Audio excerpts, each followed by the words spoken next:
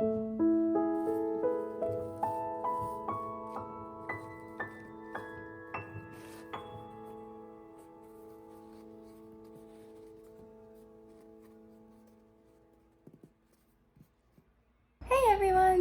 to another studio vlog. I'm Chiki and I run Chiki Creates, which is an accessories shop and stationery shop also based on bookish and fandom themes. I hope you enjoy this video. What I'm trying to accomplish this week is to send out the rest of the orders from my shop reopening.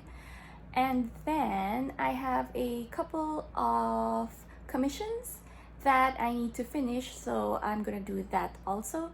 And then I always wanted to put more stickers in my shop, and recently I've been just super obsessed with Animal Crossing.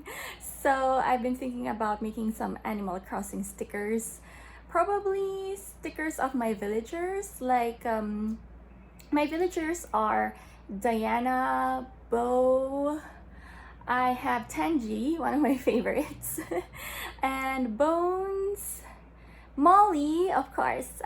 Molly's so cute and small. I love her so much. I also have Tia. I have Walt, which I think he's a really underrated villager. I didn't like him at first because he's the grumpy type villager, but he kind of grew on me eventually. Plus he has this really cool scar on his cheek. Who else are my villagers? Oh yeah, Tammy. Tammy is also my villager. She's actually one of my very first villagers. The other one was Axel, but he left. And the last one is Pietro. Pietro? I don't know how to say his name. But yeah, so I'm probably going to make some... Oh yeah, I forgot. Amelia is also one of my villagers. And I think she's actually pretty cool. She wanted to leave my island one time, but I said no because I thought she was a super cool villager, and I didn't get her poster yet. I haven't done the picture thing on Harb's Island. So yeah, but Tammy, I mean Amelia, yeah, so those are all of my villagers, I think. Hope I didn't forget anyone. And yeah, so I'm planning on making stickers for all of them, so I'm probably going to draw sometime this week. So I hope you enjoy this video.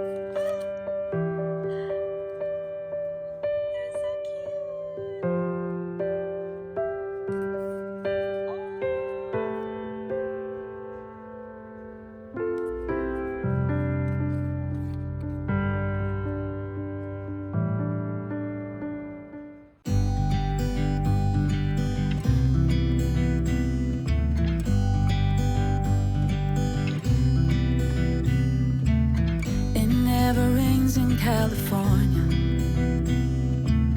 the sun is always shining bright. People are smiling, making plans, hiding behind their shades, and you're doing the same. No rain, no flowers, nothing's growing where you're at. Heart is fire, but baby, I bet you're cold without me. Even when it's 90 degrees, without me, I bet that you can get any sleep in that bed, lying awake. 'Cause I'm not there beside you, keeping you warm, and I know I bet you're cold. You're so damn cold. It never rains in California. The sun is always shining bright.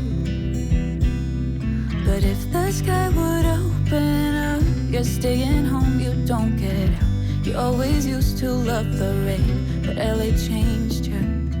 No rain, no flowers, nothing's growing where your heart is fire. But baby, I bet you're cold without me, even when it's 90 degrees. Without me, I bet that you can get any sleep in that bed, lying awake. 'Cause I'm not there beside you, keeping you warm and I know I bet you're cold. You're so damn cold. I bet you're cold. You're so damn cold. No rain, no flowers, nothing's growing where your heart is fire. But baby, I bet you're cold without me, even when it's 90 degrees. Without me, I bet that you can get any sleep in that bed, lying. Okay, I just wanted to do a really quick tutorial on how to put the holographic cold laminate over your stickers. So I have these types. They're in A4 sheets. So I basically cut off a little bit of the sticker paper, I guess, just so you could see a little bit of the holo. And then I paste it on a board, and you need to have a board because it's easier to feed into the laminate. So I basically paste it on the laminate, and it's also on a little bit of the sticker, as you can see there. I hope you can see it clearly.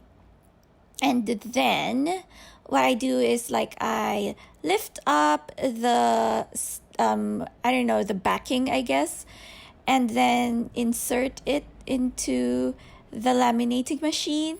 You don't peel off the backing like right away. Just let the laminate, do its work and then assist it by peeling off the backing while it's feeding into the paper, and that will prevent a lot of the air bubbles.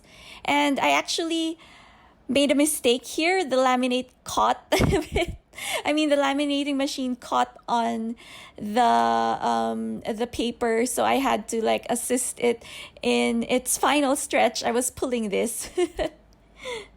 And I don't know if you can see it. I don't think you can see here, but there's a little bit of air bubbles still. And so what I do actually is that I just pop the air bubbles, and that should work. And then after I pop some of the air bubbles, I feed it back into the laminator again. I do this about like 2 more times just to make sure that it's like really stuck. Now, because the top is now holo, Cricut actually can't read the guidelines for the print and cut. So you need some matte tape. Like any brand is okay as long as it's matte. And then you need to actually cover the guidelines to help Cricut read them better.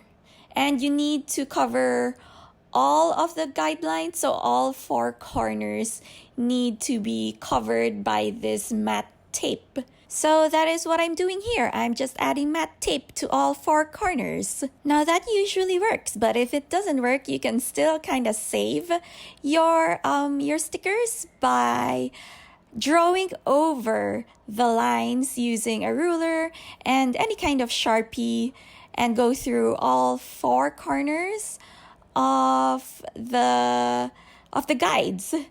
So after that, it should be okay, and Cricut should be able to read the lines now. And what I do actually is I trick the Cricut into cutting shallow cuts several times. So as you can see, I duplicated the image, and then we position all of them at X0, Y0. And then when you make, you can see it's all aligned. And then I've already printed, so I just like I already printed it. And then what you want is this one, premium vinyl holographic crystals. And if you're not sure where it is, you just go to all materials and then you search it. And And there, you could see it right there. So you just choose that one. And what this does is that it tricks Cricut, so to speak, to cut several times over the same sticker piece in a light pressure. Because the hollow laminate top I have is actually quite delicate, so a hard pressure on the cutting machine will give it rough edges. I honestly don't think that I needed that much layers for the vinyl hollow setting. I think 3 layers would have been enough so that I won't damage my mat that much. But regardless, it did work for me and it gave me a smoother edge on the cut of my sticker. So this is an example. The front sticker had a really hard pressure on the Cricut settings, so it had a rough edge.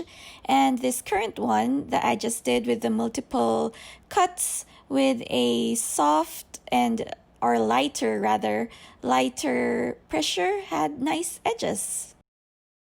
Hey friends, so I just realized something quite important, and that is that I have been undercharging for shipping. I still do have a profit of the regular, like the A grade pins, but I've been thinking about doing a second sale.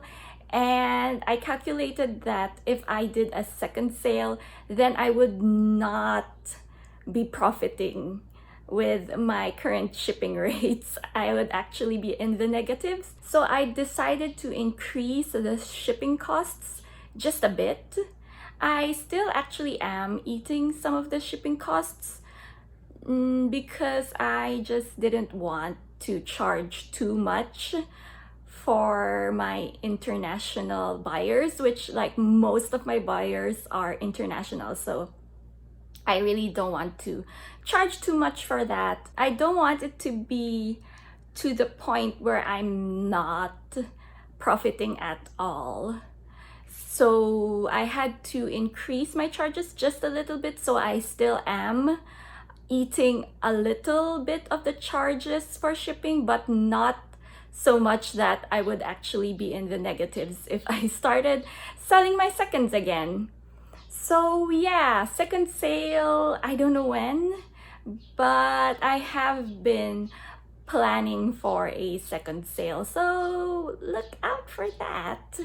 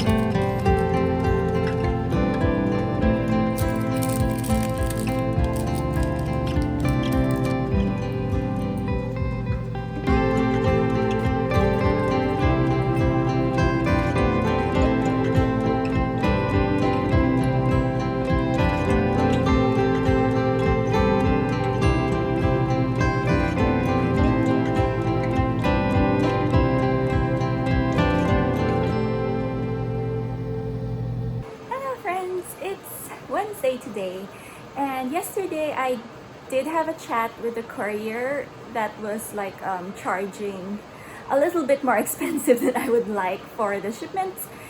And I did ask like why they were charging that much, because like I assumed they were charging me the rates for like 100 grams and below, but when I checked, they were charging me for the rates they were charging me for the rates that were 100 grams over. So they did say that the reason they did that was because of my packaging, actually. So my honeycombed mailers were too big apparently, so they charged based on the dimensions of the package instead of the weight, which I assumed they would be doing, because that's what I've been more used to, like, you know, post offices charging based on weight. But obviously this is a courier, so it's different.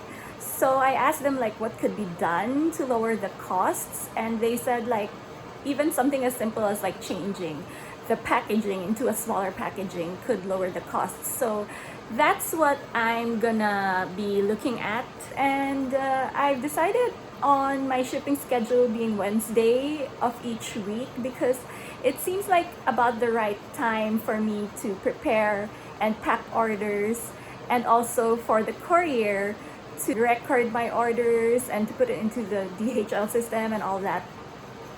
And so by Friday, a tracking number will probably already be provided. So yeah, that seems like just the right time. That's the update for this Wednesday. I hope everyone's doing okay.